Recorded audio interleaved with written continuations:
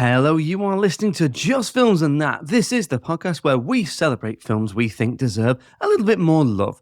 Whether they're underrated, underseen, or sometimes even both, we're going to tackle them one film at a time. I'm the host, Josh Hallam. It's me again. I'm on my own. I'm tackling another one of your listeners' suggestions. As I said, every other week we get you to write in, email us in, DM us on social medias, all that stuff to suggest a film that you think deserves more love, which is just what Angie has done this week, as she suggested we take a look at John Q from 2002. Before we get stuck into it, if you could head on over to wherever you listen to this to, if the option's there to give us a lovely rating and review, please do so. It helps spread the word and help other people find the podcast. And who knows, maybe they'll suggest some interesting films for us to take a look at. But thank you very much all the same for tuning in and for listening. Anyway, as I said, this week we're talking about John Q from 2002. So spoiler warnings if you've not seen that. Also, a little bit of a trigger warning. We are going to be tackling things to do with health, child's health, medical system in America, things like that. So if any of that causes you any concern, just wanted to give you fair warning. If you haven't seen John Q, Denzel Washington plays John Q Archibald, who's a loving father and husband trying to make his way as best he can, but having hit some hard financial times. Things get even harder for John and his family when they find out that his son has a heart condition which will ultimately kill him if he doesn't get the help he needs in the form of a heart transplant that will ultimately cost hundreds of thousands of dollars. John and his family don't have that, so John takes matters into his own hands and takes the hospital and the hospital his son is in hostage to try and force him into doing the operation. And the whole thing plays out as a sort of parable and exploration of the minefield that is the American healthcare system. Here's what Angie had to say. She thinks it's underseen. She said, I think it's underseen. Not enough people seem to know about it or talk about it compared to other films with Denzel Washington. Denzel's performance as a desperate father willing to do anything for the sake of his child's health really does hold your attention throughout the movie. So there we go. It's underseen. She doesn't really touch on the ratings, but as ever, we will tackle, is it underrated? Is it underseen? So if you've not listened before, we always start with the positives, the likes, and then we move on to the negatives, anything that I didn't like or anything we didn't like. And then we'll move on to looking at that critical reception and figure out, is it underrated? Is it underseen? I hadn't seen this one before. I had it, I've touched on this before, but I was aware of it because of the good old-fashioned tradition of adverts before films on video and DVD, so I was aware of this, but other than that, I hadn't seen it. I chose this one from the pile as well because I don't think we've actually done many, if any, Denzel Washington films, and I thought it was about time we did, considering what an amazing actor he is and what a filmography he has. The positives then, well, the cast. Let's start with the cast. Overall, I did really, really like it. I thought it was really, really powerful, really, really strong message. The message being the important thing really here. But let's talk about the cast. The cast I thought were really, really good. So Kimberly Elise, who plays Denzel's wife in this, I thought she was really, really good, great. They work really well together as a couple. I think I've not seen her in much else, and I thought she's brilliant. I think she should be in more. The young lad who plays the son, I thought was really good, really likable as well. The late, great Robert Duvall is in there as a sort of police officer trying to run things and get things away with as little bloodshed as possible. He brings that real likability. He's one of those few actors that had that real sort of like everyone's dad type feel or everyone's granddad type feeling. Brings that likability in there. And then you've got Anne Heche, James Woods, who I thought were really good because they have the sort of unforgiving role of playing the face of the bureaucracy behind it all. That idea of characters sort of trying to, in the envious position of being the face of the system, and I thought they did it really, really well. Particularly Anne Heche, who's also passed away, but she does a really good job of quite a layered performance as someone who is very much by the book, by the system, and then it creeps in as it goes.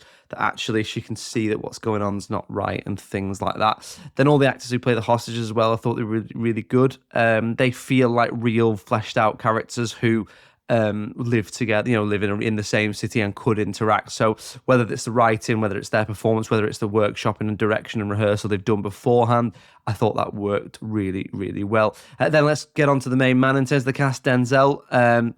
He's great in this. I mean, what an actor, what a man, but he is so good in this. I mean, what a great mix and balance of masculinity, fatherhood, desperation, vulnerability, it all comes together to be a real powerhouse performance. He's got loads and loads of acclaim throughout his career, but he certainly hasn't had enough for this performance because I think he's brilliant. The direction's really good as well. I think there's some really good establishing of the situation, establishing the family dynamic, and then this sort of harsh fact of it. This child is going to die if you don't have $250,000, which they don't have, and not many people have. So I thought that worked really well. They don't shy away from the harsh reality of the situation, and that direction's there again with those bureaucrats, with the staff in the hospital who are, they're delivering this very matter-of-fact news, but which seems quite cold. And as it goes on, you can see that there's more to it than that, but they have to put that on almost as a front because the system itself is what the issue is. Some really naturalistic delivery in there as well. I thought worked well.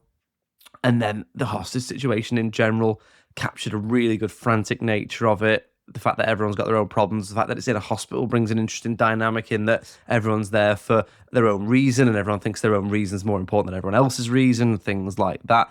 All led to some really, really good tension building and dynamics between the characters. So I thought that was really powerful and really strong. And that all works together really well in this to drive home that important message. Which is, I guess, a parabolic view of the American healthcare system, how it's, the poor are the people that suffer and things like that, and that people deserve to get the healthcare that they need. I will preface that with the fact that I'm British, so I don't have that much of an understanding from the American healthcare system beyond what I've seen in films and television. And I'm sorry to say it's Americans, but it just draws into comparison that the NHS is brilliant. It really is a fantastic thing. It's something I think we should be proud of as British people.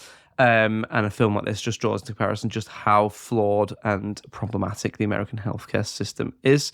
Going back to the dislikes, I guess the other side of the strength of the message is the other end of that spectrum. So again, I'm not American, but whilst the message is really, really important, the script is very, very on the nose in places. It's a little bit over the top. It over-eggs the pudding when the pudding's okay, sort of thing. However, I will say the importance of the wider message outweighs that, really. So it's sort of kind of neither here nor there. Other than that, I think there's an issue. There's a few weird song choices. So there's a few issues. There's sort of a few choices of like quite heavy subject matter, and in the background it's like sort of R&B song, and I think it's one of those where it's probably quite current at the time and it's not aged that well. So I think rather than a song, we probably needed some more score rather than that, because it has aged quite badly and it was a little bit distracting. Other than that, the only thing I'd say is there is a subplot, well, not a subplot, there's a sort of a side plot point around the donor for the heart being in a car accident, and it sort of plays out like a weird kind of Black Mirror style car advert. Don't think you need it. Don't think it's important to know about that. I mean, maybe it is. Again, this is not anything to do with my lived experience, but I just didn't think we need it. I think it's important to keep the message, and the message is what's going on with the family and the healthcare system itself. Other than that, and this is just an objective point, really, I'm not sure when you'd watch this, because it's quite important and heavy subject matter, but it's dressed up in a blockbuster style without any of the blockbuster things. It's not action packed. It's not. It's more about the message. So I do wonder if perhaps one of the reasons it's not seen is that when are people watching this? If Denzel's made Man on Fire, Inside Man, one of the films he's made, the Equalizer films, they're action films. You're going to watch them because you want an action film. Malcolm X, Glory, all the other films he's made that are sort of more dramatic, whereas this doesn't. If it's anything, I guess it's a drama, but it's almost shot and dressed up like a blockbuster. So I wonder if there's an issue there. When would you actually watch this? I put it in that category of films like, I don't know, things that cover subject matter that's really heavy, like 12 Years a Slave or Schindler's List, where they're really, really important films. They cover really, really important subject matter, and people should watch them to educate themselves and to be informed. But you might not sit down on a Saturday night with a pizza or whatever and choose to watch it because it's so heavy, and you might just want to switch off. But that's pretty much for the dislikes. I mean, Robert Duvall's called Frank Grimes in it, which is a little bit distracting. But anyway, moving on to critical reception then. So we think Andy's chosen this because she thinks it's underseen, but we'll look at both just to remind you of how we do that. We look at the IMDb score, Rotten Tomatoes audience, Rotten Tomatoes critics, and then we'll average those out. And then we'll have a look at the box office as well to see, is it underrated, is it underseen? But we think Angie's saying it's underseen. So looking at the time of recording, IMDb gives it 7.1 out of 10. Then the Rotten Tomatoes audience, obviously similar to the IMDb, gives it 78%. So they're around the same. But then the Rotten Tomatoes critics give it 26%.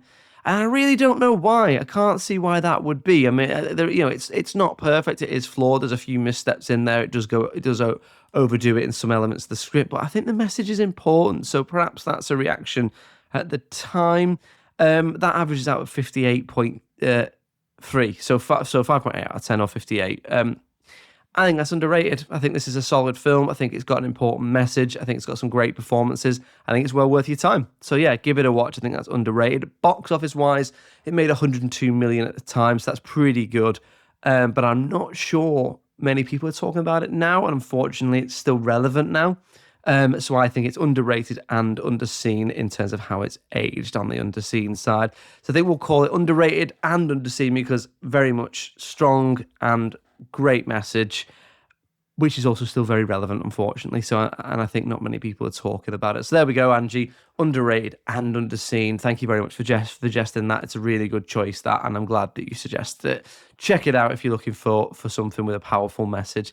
That's it then. We'll be back next week with another episode. In the meantime, if you want to get in touch with us, if you want to suggest a film like Angie did, it's filmsandthatpod@gmail.com, or you can find us on social media. If you just search for Just Films and That on Facebook, Twitter, TikTok, Instagram, YouTube, or Letterboxd, you'll find us. Give us a follow. We're always putting stuff out there, and do feel free to DM us and send us a film choice. And if we get to it, we'll add it to the list. Everything you need is in the link tree in the show notes, in the show description. Do give it a click, give us a follow. And thank you very much for listening. It's goodbye from me. Cheerio.